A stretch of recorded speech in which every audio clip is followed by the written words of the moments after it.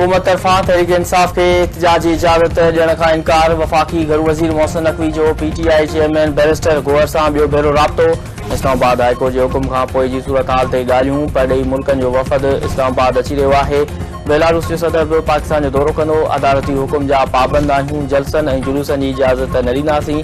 Mohsin Naqvi party सां सलाह मशवरो करे जवाब खां आगाह कंदुसि। बैरिस्टर गोहर हुकूमत तहरीक इंसाफ जो एहतजाज रोकण लाइ इस्लामाबाद के मुकम्मल तौर सील करे छॾियो। फैज़ाबाद पुल खां इस्लामाबाद ईंदड़ वेंदड़ रस्ता कंटेनर लगाए मुकम्मल तौर बंद। मेट्रो बस सर्विस मुअतल। एक्सप्रेस वे खुलियल रहंदो। रेंजर्स ऐं FC जी वॾी नफ़री मुक़रर। वफ़ाक़ी घरू वज़ीर मोहसिन नक़वी जो चवणु आहे त कानून तोड़ींदड़ को बि शख़्स घर वापसि न वञणु घुरिजे। हू कंहिंखे बि इस्लामाबाद में अमन अमान ख़राब करण जी इजाज़त न ॾींदा। वफ़ाक़ी राजधानी खे हर सूरत में महफ़ूज़ रखणो आहे। अमन अमान ख़राब कंदड़ हर शख़्स खे गिरफ़्तार कयो वेंदो।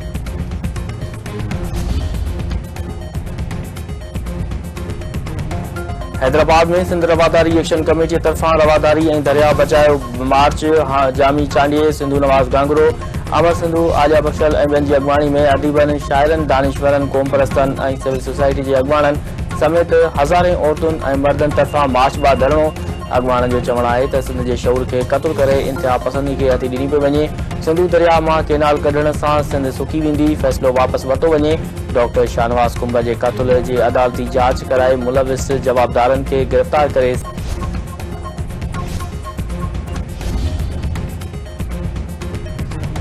सिंध सरकार PP JUI नून लीग MQM जमायत इस्लामी ॿियनि पार्टियुनि सिंधु दरिया मां केनाल कढण ऐं इरसा एक्ट में तरमीम वारो फ़ैसिलो रद्द करे छॾियो।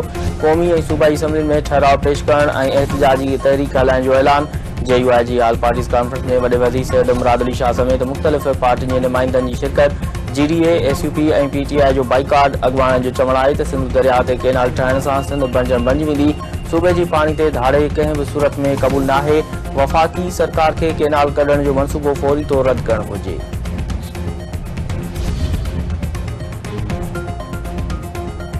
सिंध जे हिसे मां कंहिंखे हिकु फुड़ो बि खणण न ॾींदासीं। सिंधु दरिया ते 6 केनालनि जो मनसूबो क़बूल नाहे। सिंध जे पाणी ते का बि सौदेबाज़ी न कई वेंदी।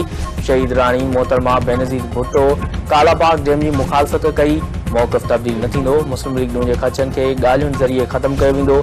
PP चेयरमैन बिलावल भुट्टो ज़रदारी वाज़िह कयो आहे त पाणी मुआहिदे खे तहफ़ुज़ मिलणु घुरिजे। वॾे वज़ीर सैयद मुराद अली शाह KP जे मुख़्तलिफ़ इलाइक़नि में सिक्योरिटी फोर्सिस जो ऑपरेशन। 3 दहशतगर्द मारिजी विया। 2 ज़ख़्मी। ISPR जो चवणु आहे त अफ़गानिस्तान मां पाकिस्तान में दाख़िल थियण जी कोशिश नाकाम बणाई आहे। सिक्योरिटी फोर्सिस जे 2 कार्रवाइनि में 3 दहशतगर्द मारिजी विया आहिनि। सिक्योरिटी फोर्सिस मुल्क मां दहशतगर्दी जे ख़ात्मे लाइ पुरअज़म आहे। सिंध TV नेटवर्क जे सर ते 1 डिसंबर ते मज़हबी भाईचारो असांजी सकाफ़त। सिंधु दरियाह असांजी मईशत जे सिरे हेठि सकाफ़ती ॾियारो वेझो ईंदे ई हर पासे सकाफ़ती रंग निर्वात। मली जे सोमार खंडाणी ॻोठ में सैफ जे सहकार सां हलंदड़ अली बख्श पब्लिक स्कूल में सकाफ़ती तक़रीब। शागिर्दनि मुख़्तलिफ़ क़ौमी गीतनि ते परफॉर्म करे वाह वाह कराए छॾी। नवाब शाह जी ख़ानगी स्कूल में सकाफ़ती तक़रीब। सिंधी गीतनि ते टेबलोज़ पेश। थाणे बुला खान जे बॉइज़ हायर सेकेंडरी स्कूल में सकाफ़ती तक़रीब टेबलोज़ पेश। झुमरियूं मीरवा गोचानी जी हायर सेकेंडरी स्कूल में भी सकाफ़ती तक़रीब।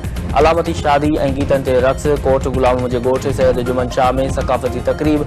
मक़ामी फ़नकारनि पारां फ़न जो मुज़ाहिरो। ॿारनि जो रक़्स। सामारे में सिंधी अदबी संगत तरफ़ां दरगाह हसन शाह ते मुशाइरो तकलीफ़ूं पेश।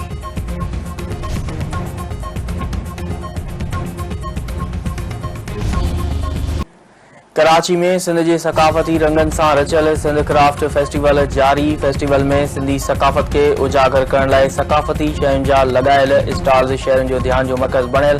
सिंध क्राफ्ट फेस्टिवल में गॾियल अरब इमारात जो स्टॉल बि मौजूदु। फ़नकारनि दहाज मस्तानी अनना फिदा सोहराब सुमरो अली गुल मलाह ऐं ॿियनि फ़न जो मुज़ाहिरो करे शहरनि खे तफ़रीह फ़राहम कई।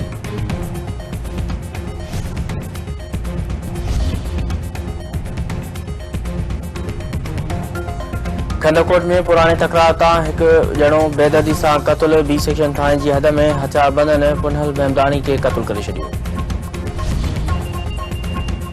कश्मीर वेझो हथियारबंदनि हथां 3 ॼणा अगवा। हथियारबंद ड्राइवर लतीफ़ुल्लाह पठान पोरित हबीबुल्लाह ऐं ज़हीर अहमद खे अगवा करे विया। मुग़मिन जे वारसनि जो एहतिजाजी मुज़ाहिरो ऐं धरणो।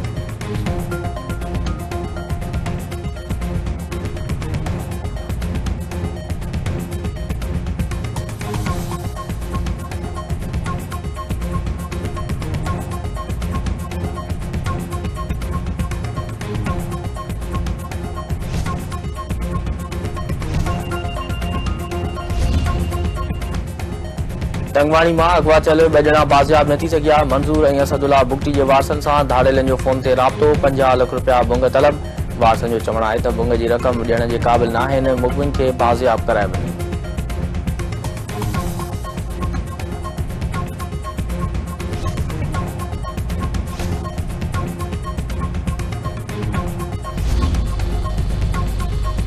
पाकिस्तान ऐं ज़िम्बाब्वे विच में पहिरीं वनडे मैच अॼु खेॾी वेंदी। मैच में कामयाबीअ लाइ ॿिन्ही टीमुनि जी भरपूर नेट प्रैक्टिस। कप्तान मोहम्मद रिज़वान जो चवणु आहे त ज़िम्बाब्वे ख़िलाफ़ वनडे सीरीज़ हुननि लाइ तमामु घणी अहम आहे। संदन मक़सदु नौजवान रांदीगरनि खे कारकर्दगी परखणु आहे। ऑस्ट्रेलिया ख़िलाफ़ तारीख़ी कामयाबीअ जो तसलसल बरक़रार रखियो।